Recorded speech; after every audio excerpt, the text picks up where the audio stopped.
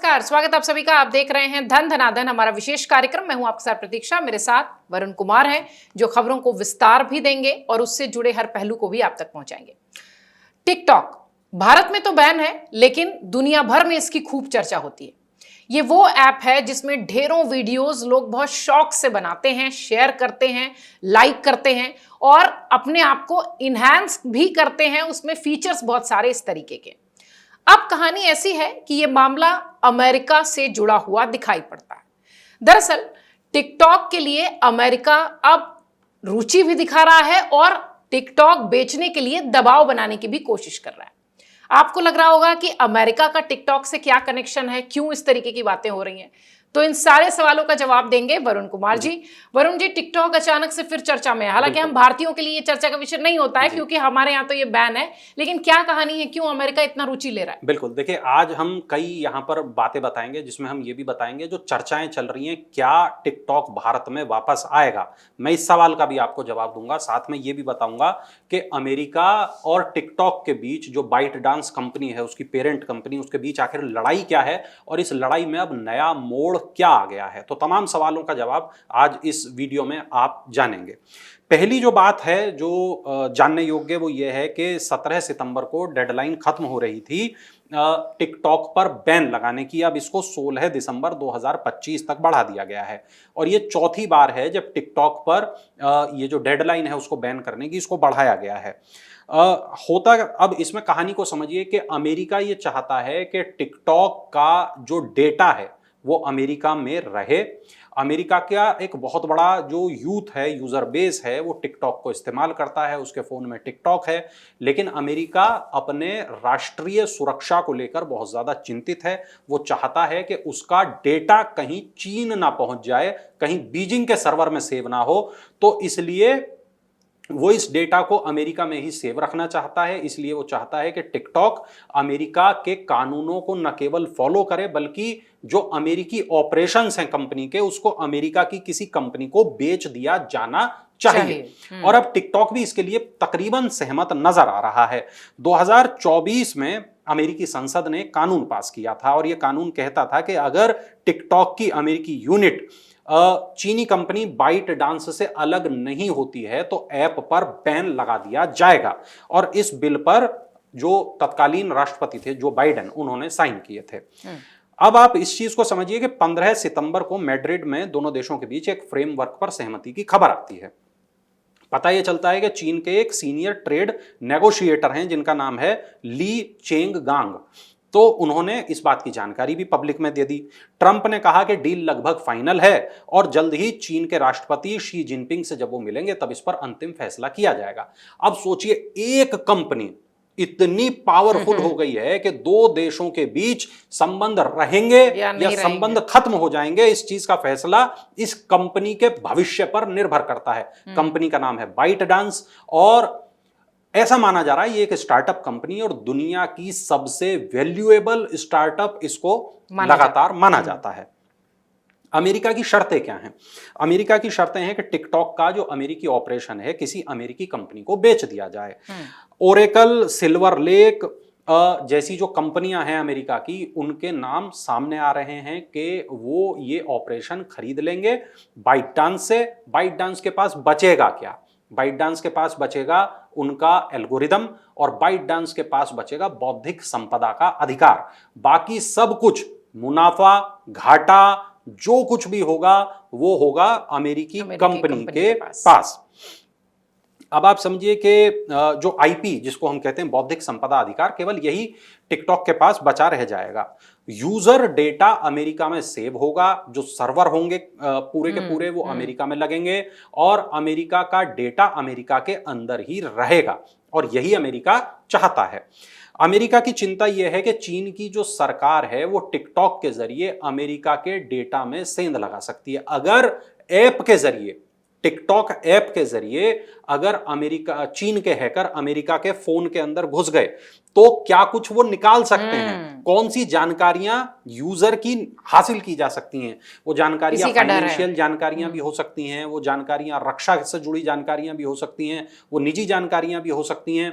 और वैसे ही अमेरिका में जो फ्रॉड है, साइबर फ्रॉड, वो बहुत ज्यादा है। तो इस वजह से जो अमेरिका के राष्ट्रीय हित हैं वो टिके हुए हैं, इस वक्त टिकटॉक से जुड़े हुए हैं, और वो इसीलिए चाहते हैं कि टिकटॉक अपने ऑपरेशंस को अमेरिका में बेच दे। कहानी अमेरिका और चीन के बीच और टिकटॉक के बीच ये दिखाई पड़ती है।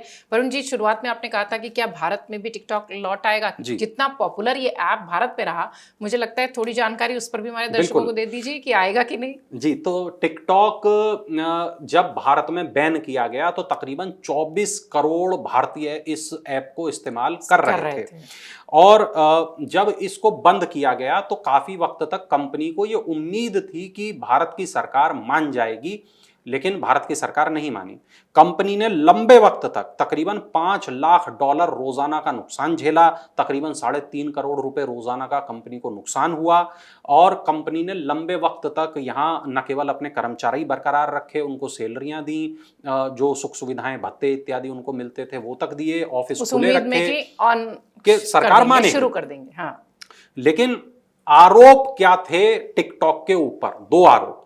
पहला बड़ा आरोप जो आज अमेरिका की भी चिंता है, राष्ट्रीय सुरक्षा से जुड़ी हुई, वो चिंता भारत की भी थी। दूसरा, पोर्नोग्राफी को बढ़ावा देने के आरोप टिकटॉक के ऊपर थे। अभी क्या है, भारत के पास में ऑप्शंस हैं। भारत के पास देखिए, जो शॉर्ट्स का एक ऑप्शन है जो यूट्यूब के द्वारा मुहैया कराया जाता है। दूसरा, इंस्टाग्राम की रील का जो ऑप्शन है वो भारत के लोगों के पास में है। अगर भविष्य में कोई भी भारत और चीन के बीच जब मुझे लगता है कि हालात सामान्य हो जाएं, जिसकी कोशिश चल रही है, तब एक ये उम्मीद की जा सकती है कि बाइटडांस भारत में वापस लौटेगी। और बीच में ये अनुमान एक उस तरीके का था कि मुंबई का हीरानंदानी ग्रुप जो है वो टिकटॉक को खरीद सकता है, जो भारतीय ऑपरेशन हैं उनको खरीद सकता है। और जिस राह पर अमेरिका अब आगे बढ़ता दिखाई दे रहा है, उसी राह पर भारत में बहुत पहले से कवायद चल रही है। लेकिन अभी तक भी कोई ऐसी तारीख नहीं है जो ये कहती हो कि टिकटॉक इस तारीख से भारत में लौट आएगा।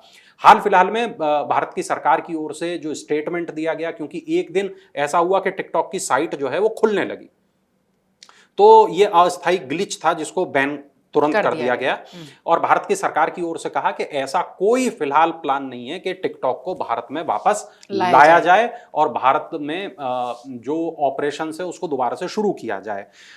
आप ये मानिए कि एडवर्टाइजिंग रेवेन्यू कंपनी का चूंकि बंद हो गया, लोकल ऑपरेशन पर खर्चा जारी रहा, ग्रोथ प्लान कंपनी का ध्वस्त हो गया।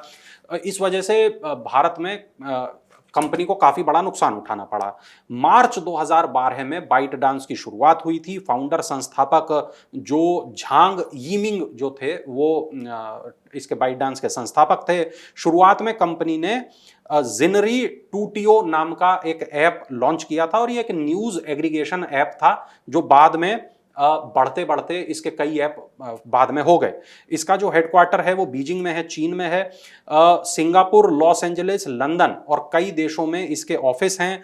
कंपनी एक प्राइवेट लिमिटेड कंपनी है। इसके फाउंडर और इन्वेस्टर्स के पास ही इसके मालिकाना अधिकार हैं। Soft bank, journal Atlantic, tiger global, ये बड़े बड़े जो इन्वेस्टर हैं, इन्होंने कंपनी में लाखों अरबों डॉलर इन्वेस्ट किए हुए हैं। 2021 में झांग यीमिंग जो हैं वो कंपनी से अलग हो गए थे, लेकिन अभी भी उनको कंपनी का विजनरी फाउंडर माना जाता है। टिकटॉक, इसके अलावा टिकटॉक का एक चाइनीज वर्जन है जिसका नाम है डूइन और ये केवल चीन में चलता है। इसके अलावा जिनरी टूटियो जो पहला इनका ऐप था वो अभी भी चीन में चलता है और ये केवल एक न्यूज एग्रीगेटर के रूप में काम करता है।